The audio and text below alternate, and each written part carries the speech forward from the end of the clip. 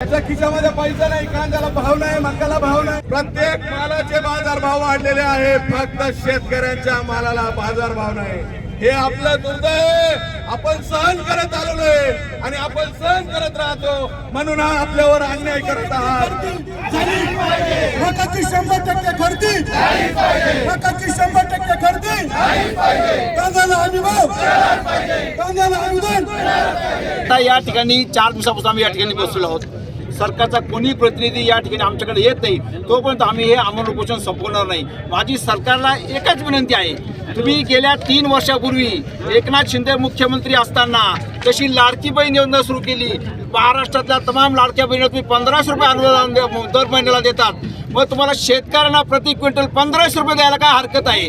प्रत्येक निवडणूक आली, निवडणुकीला शेतकऱ्यांचं सरकार, शेतकरी राजा, शेतकऱ्यांना कृषी सरकार, कृषी प्रधान, अजून कुठलाही कांद्याला यांनी भाव या ठिकाणी दिला नाही। संपूर्ण जिल्ह्याची जर आकडेवारी बघितली, जवळजवळ 80,000 क्विंटल, 80 लाख क्विंटल कांद्याची आवक गेली 2 महिन्यात झाली आहे। पर्यायाने जवळजवळ 800 कोटीचं नुकसान शेतकऱ्यांचं या ठिकाणी नुसत्या एकट्या नाशिक जिल्ह्याचं झालेलं आहे। उत्पन्नाचा खर्चही निघत नाही, उत्पन्न साधारणतः 20 रुपये किलो कांदा या ठिकाणी उत्पन्नाला खर्च येतो आणि आज कांदा फक्त 600 रुपये, 700 रुपये, 6 रुपये किलोने या ठिकाणी विकला जातो।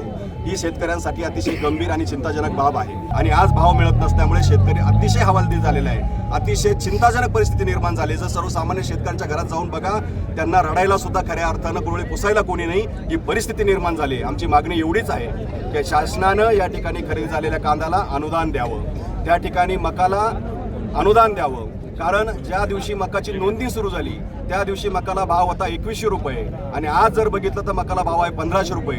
नोंदणी केल्यानंतर सुद्धा शासन त्यांची खरेदी करत नाही। या ठिकाणी गेल्या 4 दिवसापासून कोणत्याही शासकीय अधिकारी किंवा कोणी या ठिकाणी दखल घेतली नाही, त्यामुळे चांदवड तालुक्यातील सर्व शेतकरी एकत्र येऊन आणि आज त्यांनी हा रस्ता रोको आंदोलन केलं आहे। आम्ही ज्यावेळेस रस्ता आंदोलनासाठी बसलो त्यावेळी या चांदवड तालुक्यातील बीजेपीची पिलवाळ अशी म्हणायला लागली की हे जिल्हा परिषद आणि पंचायत समितीच्या निवडणुकीसाठी उपोषणाला बसले, परंतु आम्ही सर्वांनी पक्ष बाजूला ठेवून शेतकरी म्हणून आम्ही सगळे एकत्र झालो आणि आज हा आंदोलनाचा पवित्रा घेतला।